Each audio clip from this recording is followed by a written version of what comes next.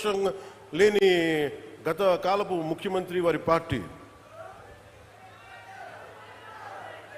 వాళ్ళు మాట్లాడుతూ ఉంటారు. అంటే వాళ్ళకి ఈ సందర్భంగా ఒకటే తెలియజేయాలనుకుంటున్నా, మీరు అధికారంలో ఉన్నప్పుడు మీ బెదిరింపులకి మేము భయపడలేం. మీరు అధికారంలో ఉన్నప్పుడు మీరు చేసే దౌర్జన్యాలకి మేము భయపడలేం. అలాగే మిమ్మల్ని తగ్గించడం కూడా నాకు ఇష్టం లేదు.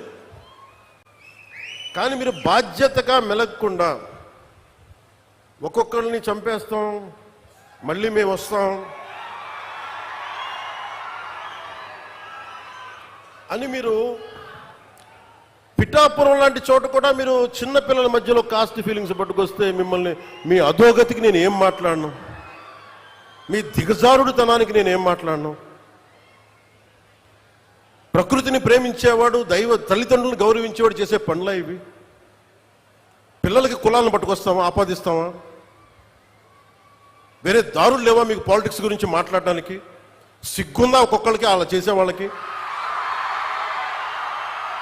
మాకు నోరు లేదనుకుంటున్నారా?